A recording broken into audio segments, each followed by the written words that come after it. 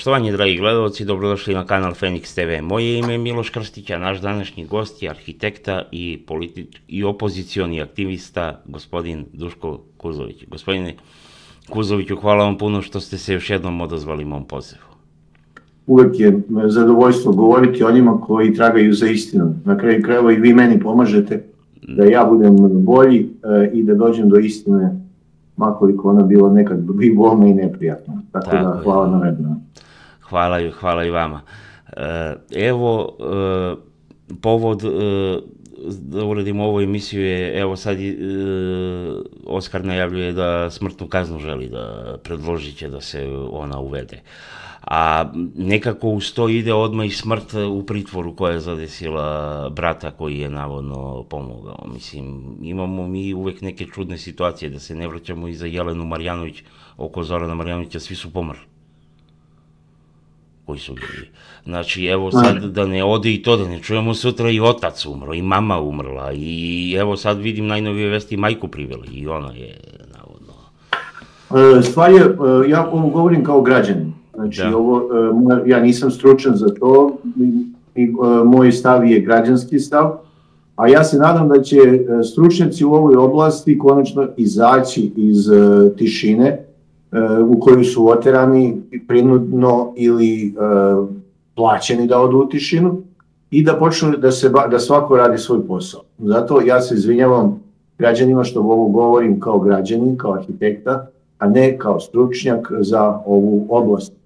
Kao što vidite, za sada još nismo imali ni jednu javnu izjavu nekoga koji je upravo iz oblasti prava.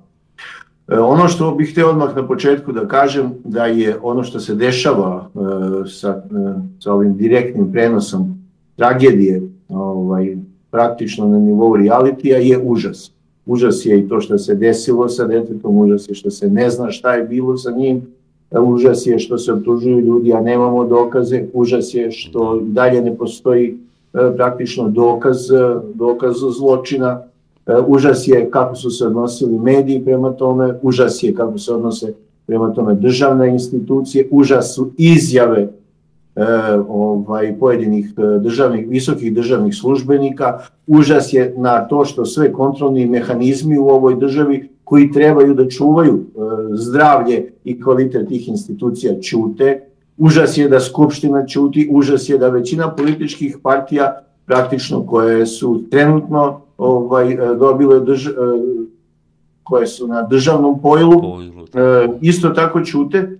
Tako da jednostavno ova cela situacija govori kako nam je slika u društvu. To je prva stvar. Druga stvar, hoću da vam kažem da ja sam rođen u zapadnoj Srbiji, moj čukun deda žive ovde, možete ih naći na groblju ili u Požegi ili u Arilju.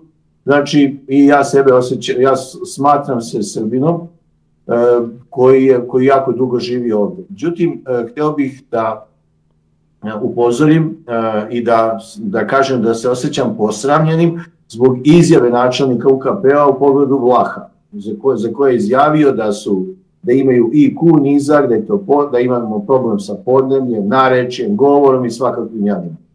Ja izvinjavam im se zbog toga što se to uopšte desilo u ovom društvu, mene je sramota tuđe sramote, jednostavno Bogu hvala da su oni s nama, njihovi dedovi i očevi i pradedovi su takođe ginuli za ovu zemlju, tako da, znači, oni su jednostavno ravnopravni građani, ravnopravni sunarodnici u ovoj državi. Prema tome, izvinjavam se i očekujem od svih nadležnih koji trebaju time da se bave, da dotičnog načelnika UKP-a sankcionišu. Šta to znači? Pa to znači da ga optuže za govor mržnje, najpre, jer je to govor mržnje. Svi smo jednaki u ovoj zemlji, znači to je preduslov opstanka države, to je prva stvar, i druga stvar je da taj govor mržnje koji je on izgovorio, koji je uvredio je pre svega mene kao državljanina, time što je uvređao neke druge državljane ove zemlje, smatram da bi trebao da bude sankcionisan. Šta je to, kakva je sankcija za to realna? Realna je sankcija nečastan otpust iz državne službe. To znači nema pravo na penziju, nema prava više da radi ni u kakvoj državnoj instituciji, nema prava da radi u privatnom preduzeću koje posluje sa državnim budžetom, jednostavno nema prava da učestvuje na izborima, nema prava da bira ni da bude biran i ja bih mu čak zabranio da ode iz ove zemlje, već da jednostavno nosi tu kaznu koju je stavio, koju je sam sebi stavio. Znači, to, ja se nadam da je bio trezan, da nije bio pijan, mada i šta trezan misli, to pijan govori, ali u svakom slučaju tog čoveka bi trebalo jako oštro i jako radikalno sankcionisati. Postoji još jedna mogućnost koja jako liči na agencije koje drže rating Aleksandru, rating po znacima navoda, Aleksandru Vučiću, je da je u stvari sa ovom izjavom, sa tom izjavom načelnika UKP-a o Vlasima, još jednom sram ga bilo, htio da izazove novu senzaciju i pokrivalicu koja bi digla dimnu zavesu oko ovoga problema sa kojim se već suočavaju. Podsjećam vas da oni praktično sa ovim problemom idu iz autogola u autogol. Koliko se ja sećam, prvo su tužili dvojicu radnika komunalnog preduzeća, je li tako bilo? Tako je, da. Ja pitam građane, da li može neko da se zaposli kao radnik komunalnog preduzeća, a da nije član SNS-a? Nema šanse, ja kažem, evo ja sam ostao bez posla, sad da hoću da idem da metem ulice. Da metem ulice. Ne mogu ako nisam partijski, ne mogu, znači nema šanse. Prema tome, ako ćemo da tražimo političku odgovornost, pa politička odgovornost je najprije na SNS-u koji je izabrao taj kadar, pretpostavljam na osnovu stručnosti, i zaposlio ih na tom mestu i vaspitao ih i ostavio im jedan moralni kodeks i rekao im ima tako da se ponašate, tako da razmišljate i evo šta smo dobili u praksi. Prema tome, nismo se udaljili od teme smrtne kazne, naprotiv, ja samo saopštavam aspekte našeg društva. Znači, smrtna kazna kao ideja jeste moguća pretnja i eventualno mogući korektivni faktor pojedincima da nešto ne urade. Ali, ja vas pitam sledeće, koliko ljudi trenutno vozi brže nego što je dozvoljeno kroz grad, zato što zna da neće biti kažnjen jer će se dogovoriti ili sa policajcem ili sa sudijom. Koliko ljudi je stradalo u saobraćaju zato što onaj koji je vozio brže ili nije poštovao saobraćajne propise, nije ih poštovao zato što zna da za to neće imati nikakvih sankcija jer će zahvaljujući novcu ili političkom uticaju rešiti to pitanje, jel da? I biti oslobođen. Koliko ljudi je poginulo na pešačkim prelazima, da ne imenujem ko sve, i nije iz njihov zločinac, krvnik nije stradao zato što mu je tata imao dovoljno novca ili je imao dovoljno političkog uticaja ili je imao mogućnost da nešto odradi za politički režim i na taj način oslobodi svoga sina od odgovornosti za smrtni slučaj. Da ne nabrajamo dalje. Prema tome, kao društvo mi nismo spremni za smrtnu kaznu. Jednostavno, mi kao društvo ne postojimo, prema tome, kao društvo, kao javno mnjenje, mi jednostavno nemamo taj alat da bismo mogli da na bilo kakav način korigujemo ponašanje i kao društvo čuvamo da se ne desi da neko nedužan i nevin ne strada za nekoga. Da li se slažete sa mnom? Apsolutno se slažem. To je znači aspekt glavni, a to je kakvo nam je društvo i da li mi kao društvo možemo da sebi dozvolimo da vratimo tu smrtnu kaznu. Ja znam da ta smrtna kazna u ovom trenutku sjajno zvuči. I ako mene pitate za svakoga ko je trgovao decom, ja bih uveo smrtnu kaznu. Znači, za svakoga koji je saučestvovao u preprodaji dece, ja bih uveo smrtnu kaznu. Ja bih uveo smrtnu kaznu i za mnoge radnike centara za socijalni rad koji su razvalili živote dece koje se nalaze u otuđenju. Znači, i tu imate mnogo dugačak spisak, pa do ekonomskog kriminala koji se dešava kao što je korupcija u državnim organima i svemu ostalo. Međutim, naš je glavni problem što SNS je došao na vlast javnim promovisanjem nasilja. Je li tako bilo? Praktično, novinar mu postavi pitanje, on neće da odgovori. Državni službenik nema nikakvu obavezu da kaže nikakvu informaciju građana. Je tako? I završavaju sa onim sa pa šta, evo neću da kažem i pa šta, to je da, to. Ne moram da kažem, znači SNS je promovisao nasilje, najprije kroz govor, sa ciljem da zaštiti svoje političke vojnike, jer on je njih napravio od blata i mraka, kao ona Sauronova vojska, razumete, jer jednostavno njemu je trebao neko ko će da rentira potpis i da potpisuje ono što mu se pošalje da potpiše. Uglavnom su to fakture, nema tu puno nekih drugih stvari, fakture ili izdaje, jel da? Prema tome, SNS je u stvari tom politikom verbalnog nasilja štitio svoje vojnike od potpunog razotkrivanja njihovog nepotencijala i njihovog jednostavno neznanja pred javnošću. I sada šta je se desilo? Nakon 12 i više godina jednog tepih bombardovanja javnosti sa verbalnim nasiljem, počinje da nam se dešava nasilje u društvu. Znači, više se ljudi ne ubijaju rečima. Znači, podsjećam vas, oni su doveli dijalog do te mere da ti moraš onoga sagovornika, ne da ga samo nadgovoriš, već i da ga poniziš i da ga uništiš i po mogućstvu da likvidiraš i njega i njegovu porodicu. To je u stvari politika SNS-a. Ništa nisu bolji ni oni koji su bili pre njih, ali moram da kažem da većinu kadra tih žutih kmera su u stvari preuzeli SNS-ovci i da je to u stvari samo kontinuitet okupacione vlasti. U datom trenutku mi smo se verovali u demokratiju. Oni su rekli, aha, evo ih ovi robovi veruju u demokratiju, da im to žuto. I onda odjednom se probudila nacionalna svest. Šta je? Ovi robovi viču nacionalna svest, daj im nacionalnu svest. Kako će se zove? Zove se SNS.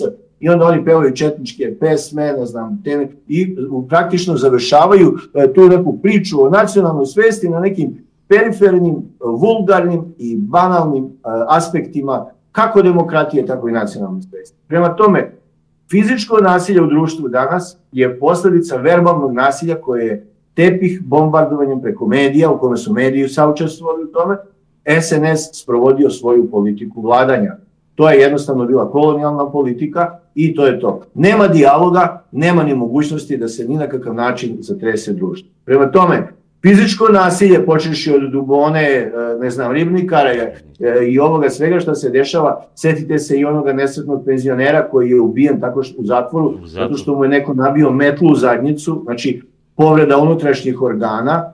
Nije to samo, pazite, to je jednostavno samo refleksija onoga mentalnog stanja u društvu. I vi sad u toj situaciji gdje praktično se smrtna kazna vrši svuda i na svakom mestu, jel da?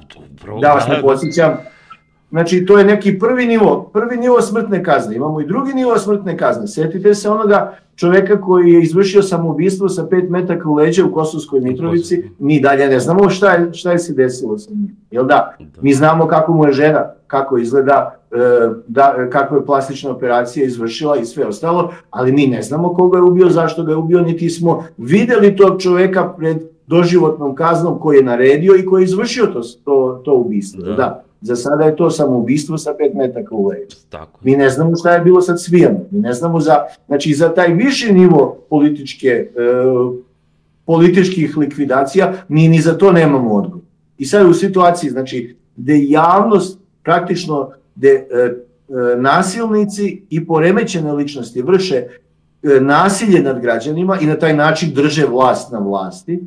Na drugoj strani imate jednu strahovladu svakog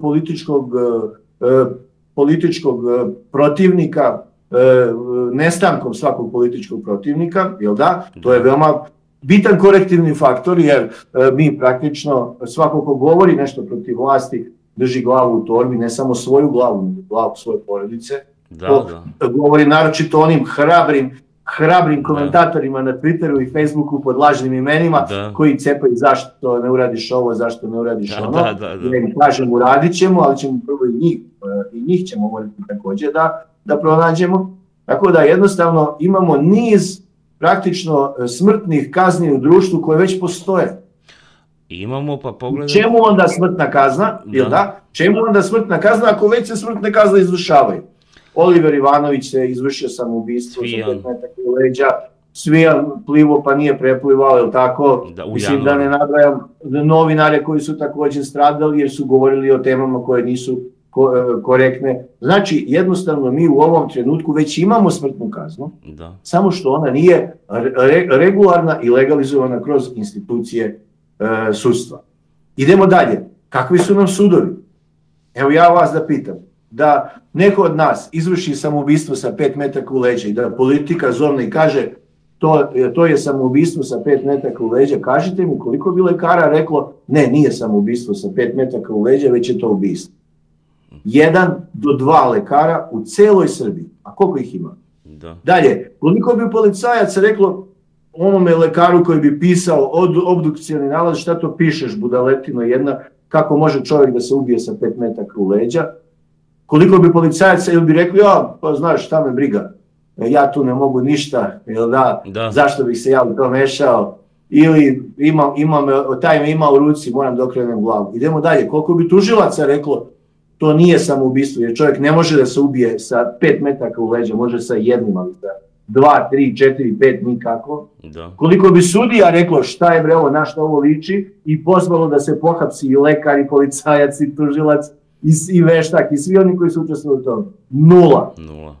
Prema tome, uvoditi u ovako raspadnutom društvu smrtnu kaznu je samo u stvari pokušaj legalizacije političkog nasilja i prelivanja političkog nasilja i legalizovanja na pravosudne organe. Znači, sad praktično vi imate sud koji će da ćuti, koji će da izvršava naređenja i sve ostalo. Idemo dalje.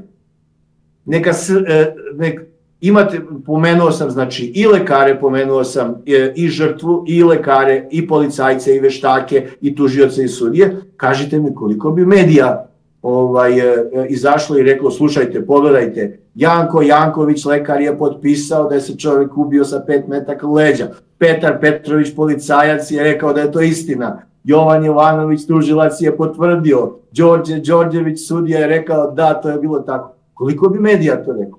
Pa mainstream mediji nijedan. Znači, od mainstream pričamo o mainstream. Dobro, idemo u druge medije. Ko bi to mogao? Imate možda 3-4 medija od tih YouTube portala i internet portala koji bi to pomenuli i to vam je to. Da li bi to moglo da promeni situaciju? Da li bi tom nesretnoj žrtvi donelo neku satisfakciju? Ne. I ja pitam najvažniju stvar. Da li mi možemo da verujemo našim sudovima kad nekoga osude na smrtnu kaznu da je on stvarno taj pravi krivac koji je to nedvosmisleno uradio i da je to delo baš delo koje se odnosi na smrtnu kaznu? Jel da? Mi nemamo sudove koji imaju takvo poverenje. Mi u stvari nemamo sudove. Izvinjavam se čestitim sudijama, ali to je, i vi ste isti kao i oni koji uzimaju mito i korupciju, jer ćutite na to. Ćutite na sve to, da. Ćutanje je znak odobravanja. Jel da? Tako da, to je to. Znači, mi praktično nemamo ni institucije koje bi stale u odbranu tako neke radikalne mere. Jer ovde nije problem da li ćeš ti nekoga da li je onaj nad kojim se izvrši smrtna kazna kriv ili ne. Problem je šta će se desiti ako se osudi nevin. A kod nas po pravilu nevini su u zatvorima, a napolju su najveći kriminalci. Upravo to. Jel da? Evo pre neki dan je jedan moj poznanik, zato što se suprotstavio policajcu zbog, jer ga optužio da nije, noću da nije vezao pojas, da je zaglavio u zatvoru, potom pritvoru, a na kraju mora da se nagodi i da prizna da je ono što nije uradio. Sad vi meni kažete, ako se to dešava za pojas, zašto se ne dešava za Ferrarije? Ima čovjek 3 Ferrarija, 5 Porschea i niko da kaže, alo brale, odakle tebi to? U Švajcarskoj imate 46 milijardera, u Srbiji imate 48 milijardera. Mislim da je u Švajcarskoj 42, ali moguće ajde neka su i 6, ali manje od nas, da. Pa evo ja pokušavam da izvadim situaciju. Da, malo... Da, tako da glavna stvar je da smrtna kazna je i reverzibilna. Znači, kad izvršite smrtnu kaznu nad nekim, vi njega, iako shvatite da ste pogrešili, vi ne možete da ga vratite u život. Pa ne, jel da? Gotovo. Može sudija da kaže, evo ja ću da platim kaznu, mogu li te pare da vrate taj život nazad? Ne mogu. Ništa. Poslaćemo sudiju na dugogodišnju robiju. Može li ta dugogodišnja robija da vrati tog nesretnika koji je nesretno stradao zato što nije imao dovoljno novca da plati advokata da ga brani, a onaj koji je to uradio imao i para i političkog uticaja pa je svalio krivicu na nekog drugog. Da. Stvar je u tome da onoga trenutka kad neko društvo,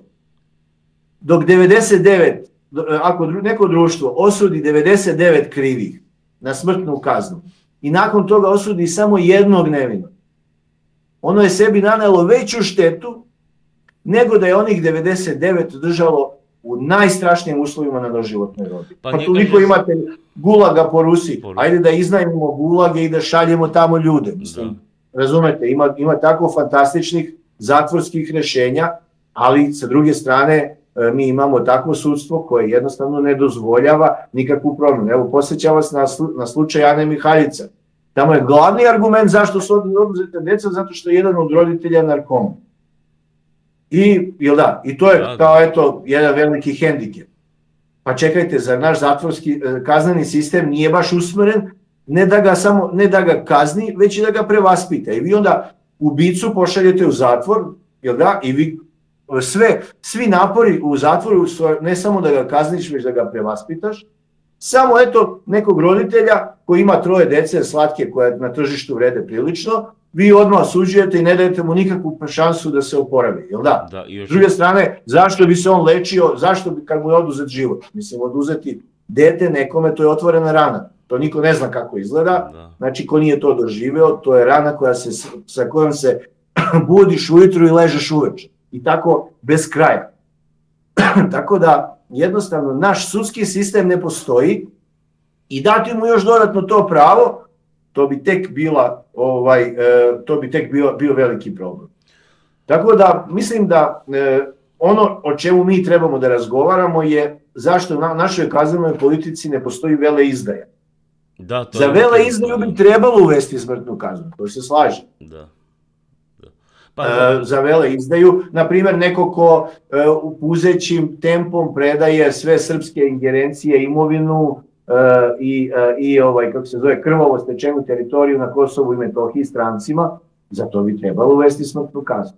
Na primjer, za nekoga ko potpiše, na primjer, Briselski sporazum, da li bi trebalo uvesti smrtnu kaznu?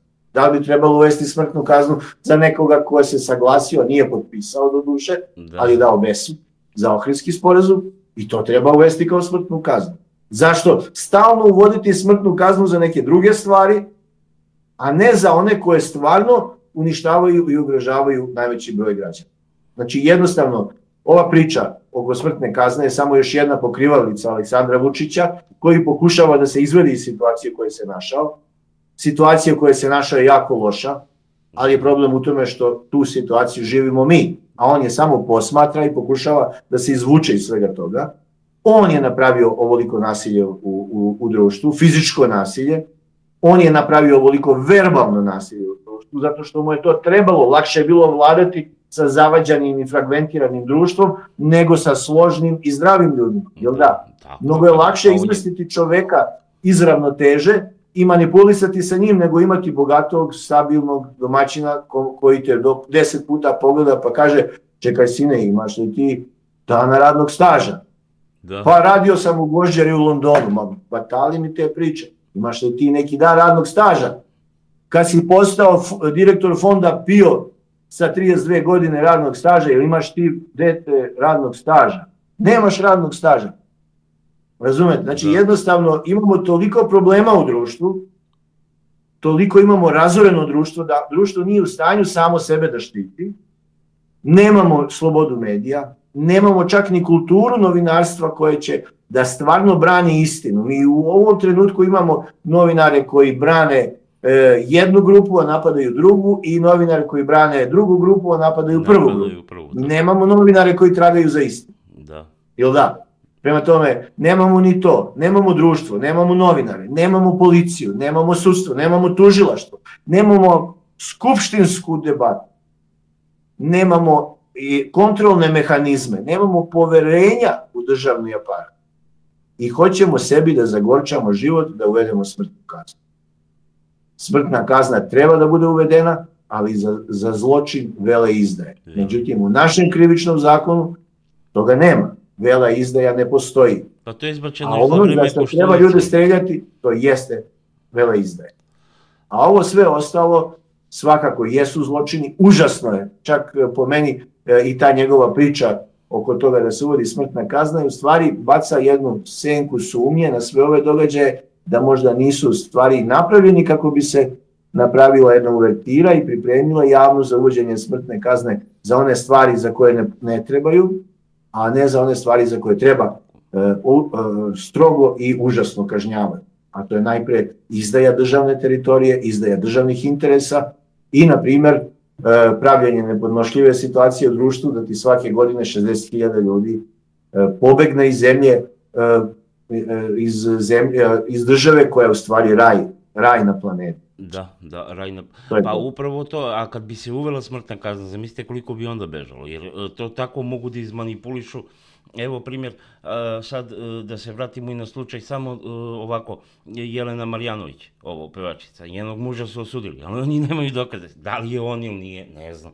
Ali nemaju dokaze, oni su ga bez dokaza osudili da 40 godina, apelacija je poništila.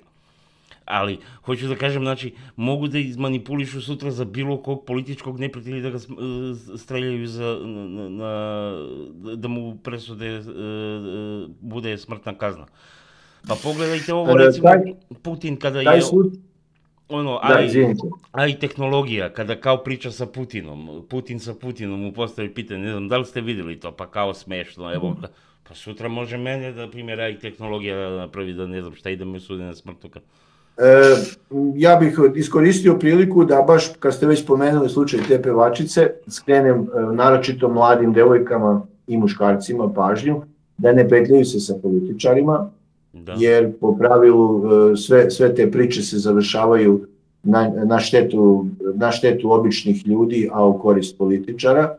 Znači, političari nisu državnici, mi to nemamo, tako da bežite što dalje od njih, izolujte ih iz sebe, javljajte im se na ulici samo onoliko koliko morate, ne očekujte od njih ništa, ne nudite im ništa, ne tražite ništa, jednostavno bežite od njih kao od kuge, jer veoma lako može da se ta komunikacija po pravilu se završava tragično, tako da bežite od političara i tražite neko novo društvo u kome neće biti ovako prepolitizovano društvo, već jednostavno da se promeni onako kako mora da bude. Jer u ovom trenutku mi nemamo naše živote, politika je toliko se infiltrirala u sve da jednostavno od nje ne može više da se živi.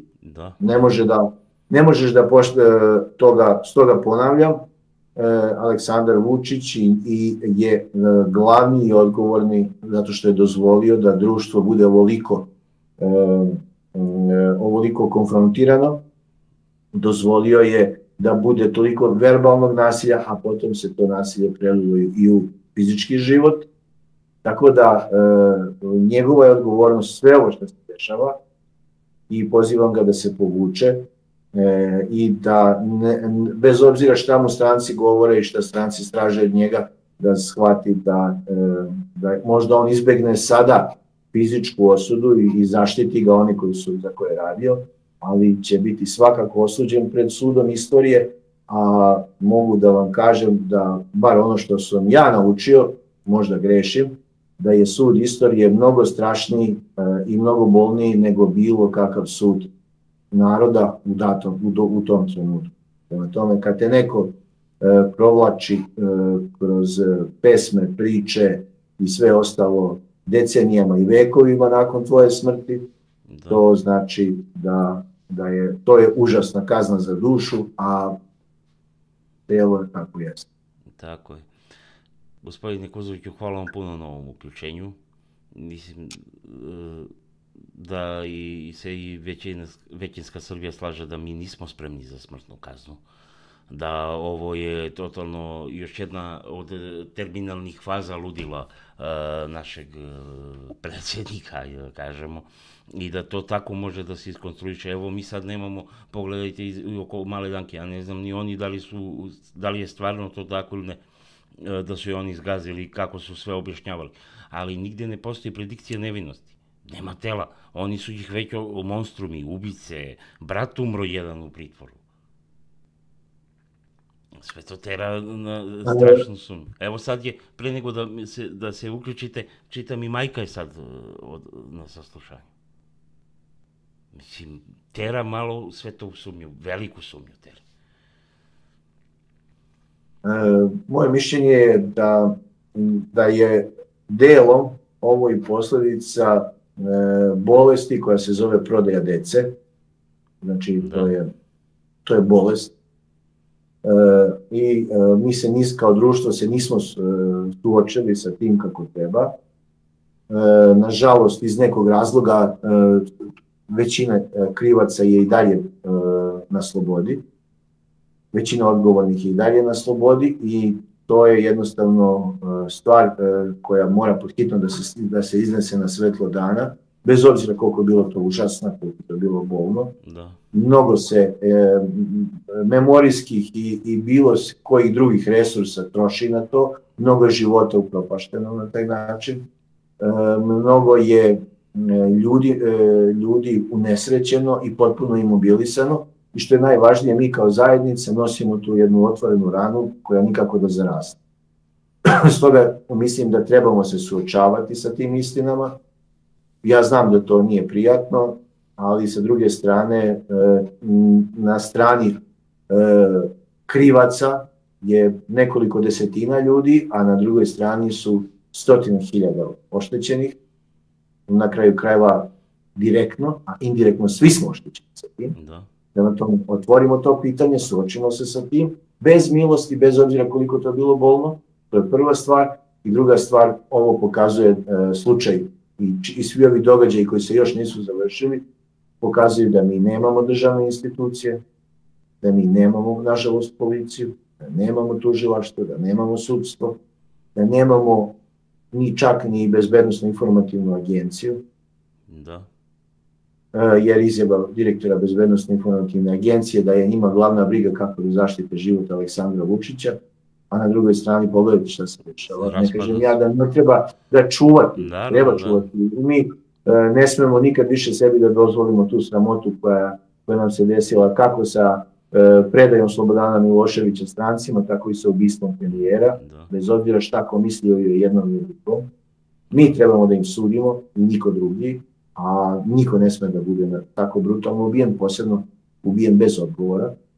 Prema tome, ali jednostavno ovo pokazuje da mi kao društvo više ne postojimo i da ako malo ću biti možda čak i ne taktičan, ali nije majka grdila sina što se kockao, zato što se vadi. Stoga, Aleksandre Vučiću, prestani da se vadiš, ne predaj vlast izdajnicima, povuci se sa vlasti i jednostavno pokušaj da zatvoriš ovu priču sa što manje žrtava i sa što manje bola. Pa da, evo na slučaju nesrećene Danke, oni se iz autogola idu u autogol, evo sad su pa i oni pustili u neke lavirinte koji su najveći u Srbiji, mislim, priče neke, mislim, strašno, da nije tolika tragedija u pitanju, bilo bi smešno da kažem, šta su sve, koje je teorije. Noću su, kada je opsadno stanje tamo bili, oni išli da prenose tela, pa nisu oni ninja i komandosi neki, pa da ih niko ne vidi gde su i kamere i policija i dronovi i kako su oni mogli to da prebace onda, kada je pod opsadom bilo celo to područje. Ja bih samo zamolio građane koji slušaju ovo, ako su stigli do ovoga minuta, da razmisle o tome da to može se desiti svakome. Svakome, pa upravo o tome, to je poenta. Svakome mogu da iskarikiraju da je bilo šta. Evo meni, primjer, evo za sebe da idem, da neću za... I meni mogu da iskarikiraju bilo šta sutra. Desi se nešto, ajde, kako da se čovjek to u ovom sistemu odbrani? Upravo to, prema tome oslanjanje na... Mi trebamo da gradimo institucije, profesionalne ljude, a ne da se oslanjamo na političke veze. Znači, političke veze samo služe okupatoru da lakše nas pljačka i da nas lakše likvidira. Na tome gradimo institucije i recimo ovome režimu neću više tako da živim, ne želim da učestvujem čak ni na tvojim izborima, ne priznajem rezultat izbora, ne želim da učestvujem ni na beogradskim izborima, ne priznajem rezultat, šta god vi da uradili, ja priznajem. I pozivam sve članove SNS-a koji nisu okrvavili ruke, pljačkajući svoje komšije i državu, da napuste tu organizaciju i da pokušaju da spasu zajedno sa svojim komšijama i državu i odnos. Pozivam ljude da prekinu da se svađaju, da se pomire, da stanemo svi zajedno u jedan front i da počnemo da branimo ovu državu, ove froncle i trunke od države koje su ostale. Oni su veoma dobro pogasili celokupno vatru u ovom društvu. Pokažemo im da još postoji žara i da može ponovo da krene vatra. Prekinimo da se mrzimo, oni žele da se mi mrzimo. Prekinimo da se svađamo, oni žele da se svađamo. Prekinimo onu priču 3 Srbina, 4 partije. Pa to je u stvari okupator napravio tako. Razumete? To je idealna situacija za okupatora. I taj štos, 3 Srbina, 4 partije, nisu izmislili Srbi. Izmislio ih je okupator, hvaleći se kakvim budalama je napravio Srbi. Prema tome, recimo im dosta više, mi ne želimo da učestvujemo u tome, mi hoćemo neki novi put i ne želimo više da guramo ni svoju zemlju, ni grad, ni opštinu, ni selo, ni familiju, ni porodicu, ni sebe u provaliju u koju nas gura okupator, koristeći rukavice koje se zovu SNS, SPS, zavetnici i koje kakve druge maske na koje navlače s vremena na vreme i prema potrebi. Bilo da se na vlasti, bilo da su opoziciji. Evo sad vidim i Vuk Jeremić je prišao izgleda njemu isto. Evo to sam sad malo previdio, da. Sad. Još treba da provjerim, ali izgleda je to. A bit će još iznenađenje. Pa očigledno. Ja držim i laju, ako ne znam da li ste. I ja kažem, evo posle izbora gledajte, Milica, Boško Obradović, Vuk Jeremić prelaze kod Vučića. Jer njima je smisao percepcije života i oni tako doživljaju sebe da trebaju da sisaju ovaj sistem i da crpe sredstva iz naroda i da žive. Njima je ta percepcija, su oni rođeni za to da su na nekim funkcijama i da smo mi svi dužni njih da izdržavamo. I eto, to se desilo. Milica je prešla, Boško nema nešto za njega, ali verujem da i on prelazi, to je moje lično mišljenje, evo ga Vuk Jeremić prešao. To je to, jer oni ne znaju, ne može on da kaže, izgubio sam izbor i nisam prešao cenzus, hvala lepo, idem da radim nešto u životu. To kod njih ne postoji. Znači, oni... A šta on zna da radi? A od svih tih nabrojani, kažite mi šta oni znaju da radi? Pa ništa. Oni učenici moraju tako da rade, razumete? I to je to. Međutim, stvar je u tome da je naš poraz krenuo onoga trenutka kad je država rekla to što ste vi do sada rešavali u okviru vaše porodične zadruge ili u okviru vašeg običajnog prava, to preuzimam ja. Tako da ako neko izda, ja ću da ga kaznim. Ako neko ukrade, ja ću da ga kaznim. Jel da? Ako neko prevari, slaže ili proneveri, ja ću da ga kaznim. A ne vi. I ljudi su rekli, ljudi su taj poslednji odbrambeni alat u stvari predali u ruke takozvanoj državi koju je neko elegantno preuzeo i preoteo. Tako da ta država u stvari štiti okupatora, a ne štiti građane. Kada bi ti ljudi, kad bi, na primjer, sreo ga neko na ulici preko, jesi ti onaj što si pričao jedno, a sad pričaš drugo, pa mu zavali, pa mu čušne šamarčinu, ili ga uhvati za nos, ili ga uhvati za uvo, razumete, ili ga šutne u zadnjicu. To se nekad radilo. Ne kažem ja da to ljudi rade, ali to se nekada radilo i kad se radilo nije se dešavalo ovako. Onda bi ta priča bila sasvim drugačija. Ako bi slučajno policajac neki zaštitio takvog nekog izdajnika Đukelu ili Barabu i taj policajac bi nadrljao. Više nikoga ne bi pogledao. Prema tome, mi smo kao građani predali sve mehanizme zaštite naših prava državi, a neko je tu državu ili predao ili predao i prodao. I u tome jeste problem. Ja mislim da smo mi dali državi, tim institucijama, a sad institucije i država su predali sve jednom čoveku. Koji je u stvari samo zastupnik stranih interesa. Evo primjer Ana Mihajlice, sud kaže nije majka kriva, da skratim sad da idemo, on se pojavio i kaže ja kad sam vidio šta su mi socijalno pokazali, ako ljudi radite svoj posao, znači on se stavlja ispred suda. Sutra može mene sud da oslobodi za nešto, ali on ako izađe na televiziju i kaže on je za streljanje, ja moram biti na streljanje ako mu prođe to i tu je kraj. Znači institucije više ne postoje kod nas, to je de facto. Pa zbog toga smo mi formirali MOBU. MOBA je u stvari jedna velika akcija, neću da kažem, ali mogu i da kažem radna akcija, ali je najprije jedna velika zadruga, porodična zadruga, koja treba da štiti sve nas od bilo kakvih napada, zloupotrebe sistema ili bilo čega. Znači, to je otprilike to. Ja građane pozivam da razmisle. Ako im se sviđa ovakva situacija, nikakav problem. I sutra ako se njima desi ovo što se desilo Ani Mihajlici, onom nesretnom penzioneru koji je za 10.000 dinara završio ubijen u zatvoru, ili ovome nesretniku koji je verovatno pod pritiskom nepravedne osude doživao infarkt ili je ko zna šta je se sve još tu dešavalo, ako to njima ne, i ako misle da ih neće njih to desiti, nikakav problem. Vi nastavite dalje, idite da glasajte, podržavajte ih, tapšite im, hvalite, nemojte se mešati u svoje živote i sve ostalo. Ali sutra, ako se to vama desi, znajte da ako mi budemo u mogućnosti, ako budemo živi i zdravi, mi ćemo i vas zaštiti. A vi slobodno nastavite da sarađujete sa ovim. Ali bez obzira gde se nalazite, treba da znate da ovo čeka sve nas. Nekoga pre, nekoga kasnije. Ali u svakom slučaju svi ćemo proći na ovakav način. Želite kao ovce i verujete čobaninu da vas ne vodi u klanicu, već da vas vodi na rajske livade, redu, sledite ga. Mislite da to što ćete zaraditi ovog meseca 1000-2000 evra, a ne morate da idete na posao, a zato će da strada sin vaše komšije, pa baš vas briga, nikakav problem.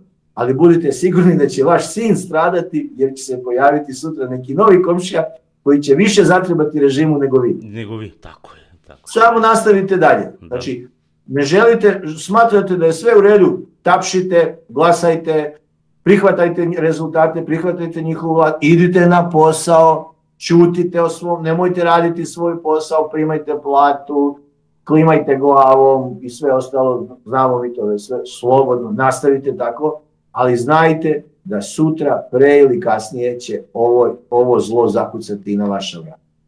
Kad bude zakucalo na vaša vrata, pitanje je koliko će imati ljudi uopšte da vam pomam, tako je, apsolutno.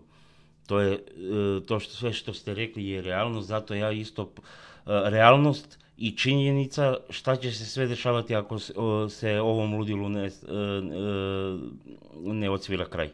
A ja bih ovom prilikom isto pozvao građana da se učlane u MOBU. Ja zaista pratim ovakvu političku scenu, vi ste jedina organizacija koja je izašla sa konkretnim potezima. Znači konkretnim potezima, jer svi kažu, svi pričaju, a niko ništa nema, a ovdje sve ima. Sad je samo... Ja bih vas samo korigovao u tom delu, znači ja bih vas samo dopunio u jednom delu, a to je da MOBA u principu nema članstva. Nemamo članstvo iz jednog prostog razloga, zato što svi ti spiskovi članova uvek završe tamo gde ne treba. A po pravilu kad završe tamo gde ne treba, neko ko ne treba pokuca na vrata onim ljudima kojima ne treba kucati na vrata, već onima, zna se kome treba kucati na vrata.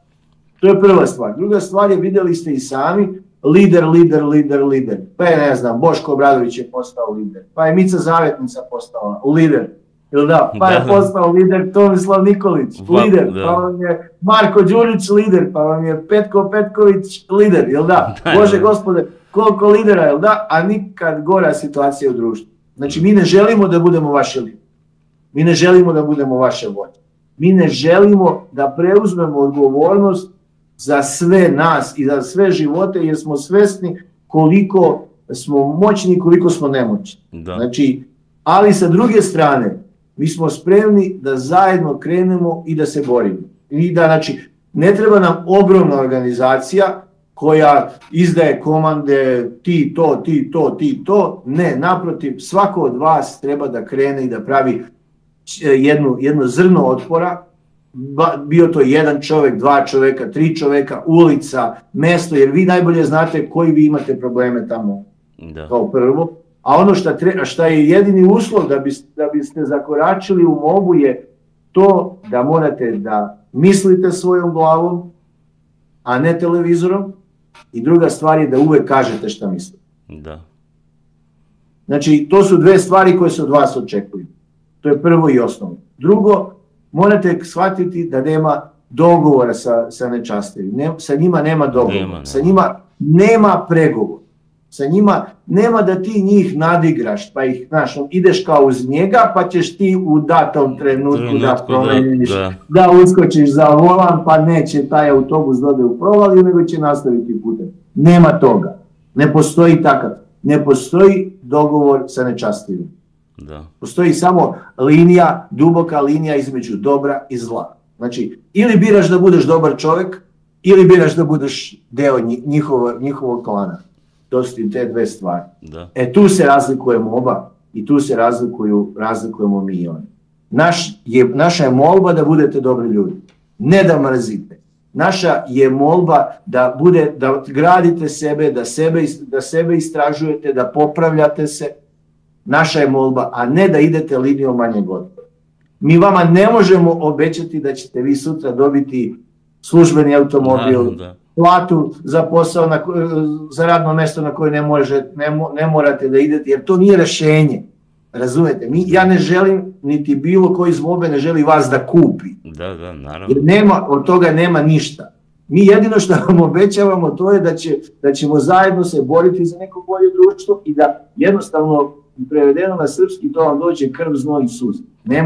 Nema tu pesme, razumete? Nema roblja. Ne mogu da vam kažem, dođi, da dobit ćeš neko radno mjesto, nećeš morati da ideš na posao, vozit ćeš službeni auto, jer ja u stvari uzimam od tvoga komšije i dajem tebi. Da. Jel da? A ni tvoj komšija već nema, ja tebe dovodim u konflikt sa tvojim komšijom. Meni je cilj da se pomirite s njim. Mi pozivamo ljude da radimo sve suprotno ono što okupator želi. Okupator želi da se svađamo, da ratujemo jedni. Mi to ne trebamo da radimo, radimo suprotno. Znači, otprilike, to vam je koncept mobe. Mnogo malih izvora koji će napraviti mnogo malih potoka, a onda svi ti potoci će napraviti jednu reku koju ćemo da usmerimo u te augijeve štale i da konačno taj gnoj, osoku i balegu iščistimo iz tih štala. Druge nema. Od naše države napravili su štalu. I to ne može niko od nas sam da očisti, ali zajedno to može. Prema tome, mi vama ne obećavamo ništa drugo, osim da ćemo se boriti za ono za što vredi da se bori. To je jedino ispravno i jedino zdravo i zdravorazumsko rješenje, ako želimo državu. Daće Bog, a ko stigne nek javi. Ko stigne na cilj. Tako je. Evo, samo za kraj, ja ću sajt pokreta Mobe, kao i TV kanal, YouTube kanal TV Moba i TV Svetla da ostavim u deskripciji, odnosno u opisu videa, kao i u prvom pisanom komentaru, tako da vam, dragi gledalci, toplo preporučujem da pogledate, se upoznate sa načelima i programom Mobe i šta zapravo sve to znači, i naravno da delite i dalje drugima da se što više ljudi upozna, jer to nam je jedino spas Moba. Svako dobro. Svako dobro.